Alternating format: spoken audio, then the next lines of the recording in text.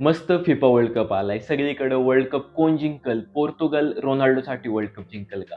मेस्सीचा हा last world cup आहे. मेस्सीसाठी Argentina जिंकल का? पापा पेरेझनी डिक्लेअर केलंय की इलेक्शन होणार आहे रिअल माड्रिडमध्ये. म्हणजे असं आहे ना, अभिजित बिचुकले महाराष्ट्राचा सीएम बनण्याचा जितका चान्स आहे ना, त्याच्याहून कमी चान्स आहे की पापा पेरेझ इलेक्शनमध्ये पडून प्रेसिडेंट नाही होणार. स्पेनमधल्या 2-1 एकदम भंगार टीमा म्हणजे बोलायचं काय. Barcelona, real Madrid world cup राहिला बाजूला यांची सायनिंग वॉर सुरू झाली आहे.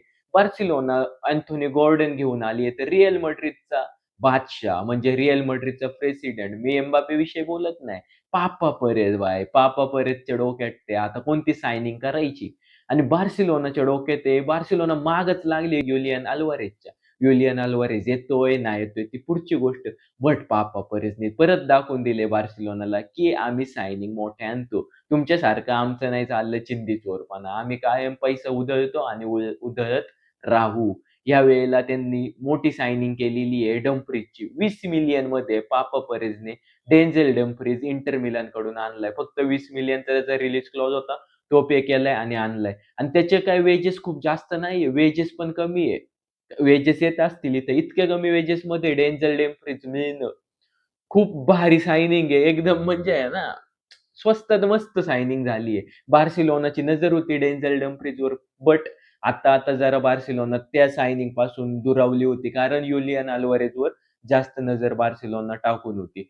तेवढ्यात रिअल माड्रिडने डाव साधला आणि डम्फ्रीज घेऊन गेले भाई ते. आता इब्राहिम कोनाटे मागचे 4-5 वर्ष झाले त्यांना आणायचंच आहे इब्राहिम कोनाटे. त्याच्या मागे ते लागलेत.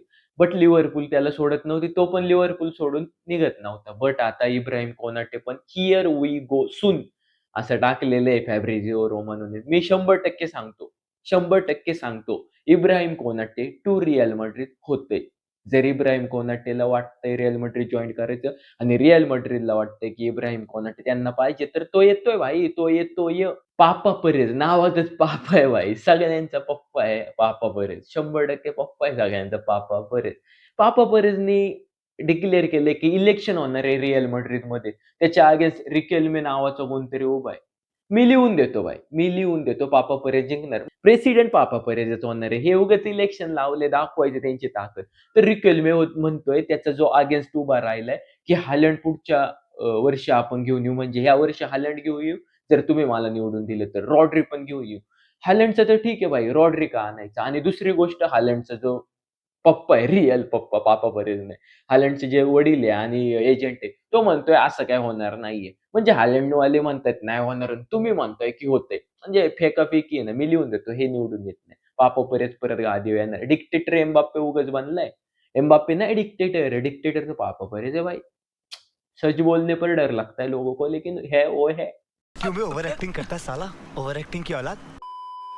रॉड्री आणणं मला काही पटत नाही. बट चुआमेनीला जर तुम्ही विकलं आणि रॉड्री आणलं तर बरोबर आहे. पण रॉड्रीचं जे वय झालं एजिंग फॅक्टर आहे आणि रॉड्री तसा रॉड्री राहिला नाही जो बॅलॉन डॉर जिंकला होता. म्हणून रॉड्री आणणं काही ठीक नाहीये. बट पापा परेज बर्नार्डो सिल्वाच्या पण मागे चाललाय. जिथं बार्सिलोना पण आहे, एटलेटिको माद्रिद पण आहे. पण बर्नार्डो सिल्वाने डायरेक्ट सांगून टाकलंय, की वर्ल्ड कपच्या नंतर आपण हे बघू.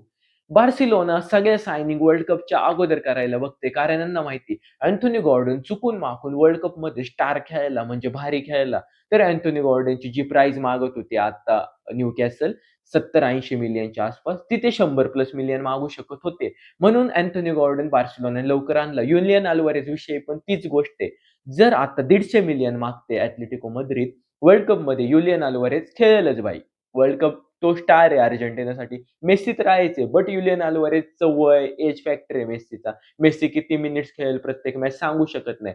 मेन आता स्टार प्लेयर कोण आहे अर्जेंटिनाचा? युलियन अल्वारेज. तर अल्वारेज चांगला खेळला, तर एटलेटिको माद्रिद त्याच्यासाठी 200 मिलियन पण मागू शकते आणि हे 200 मिलियन बार्सिलोनाला देणं शक्य नाही.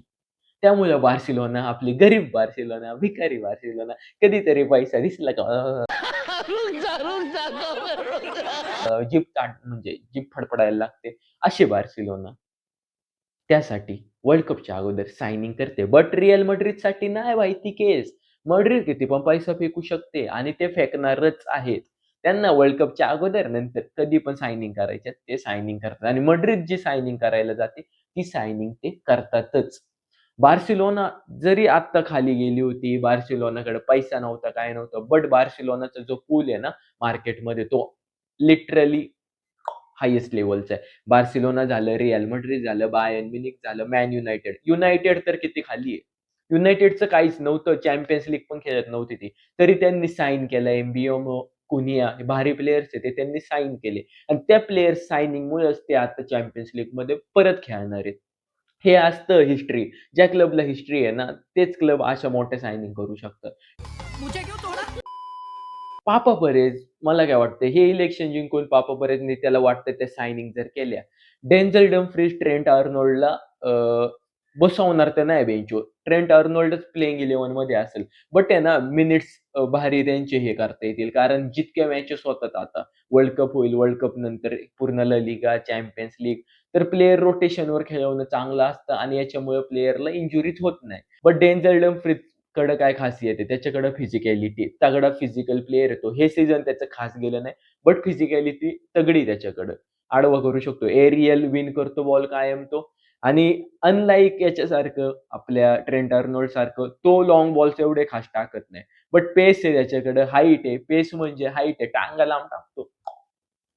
ट्रेंट आर्नोल्डला चांगली रिप्लेसमेंट असू शकते मध्ये-आधी आणि सबस्टिट्यूटच्या याच्यावर ते खेळू शकतात. कारण त्यांना सोडून गेलेला आहे त्यांचा कापितान, कॅप्टन कारवाल सोडून गेल्यापासनं त्यांची ती भरच टाकायची होती त्यांना आणि त्यांनी ती टाकली. बघता येईल कोणत्या सायनिंग आता रिअल माड्रिड आणि बार्सिलोना याच्यानंतर करणार आहे. बट वर्ल्ड कपमध्ये यांचा एक पण प्लेयर आला नाही. स्पॅनिश प्लेयर आला नाही वर्ल्ड कप खेळायला. त्यामुळं त्यांचं काही जास्त वर्ल्ड कपकडे लक्ष नसणार आहे. वर्ल्ड कप जेव्हा पण स्पेन जिंकतं ना, म्हणजे 2010 ला वर्ल्ड कप जिंकलं होतं स्पेन. तेव्हा पण बार्सिलोनाचा गोल्डन एरा सुरू होता आणि आता पण बार्सिलोनाचा गोल्डन एरा सुरू आहे. म्हणून वर्ल्ड कप परत स्पेन जिंकतंय का नाही जिंकतंय त्याच्याविषयी पण व्हिडिओ येणार आहे. वर्ल्ड कप विषयी प्रेडिक्शनची व्हिडिओ येते आणि स्क्वॉड रिव्ह्यूची पण व्हिडिओ येते. तर अशाच व्हिडिओसाठी चॅनलला सबस्क्राईब करा. इथपर्यंत व्हिडिओ बघितला. Thank you. Instagramवर फॉलो करा. डिस्क्रिप्शनमध्ये लिंक आहे. थँक यू मित्रांनो. मजा करा, मजेत राहा. पुढच्या व्हिडिओमध्ये भेटूयात. बाय.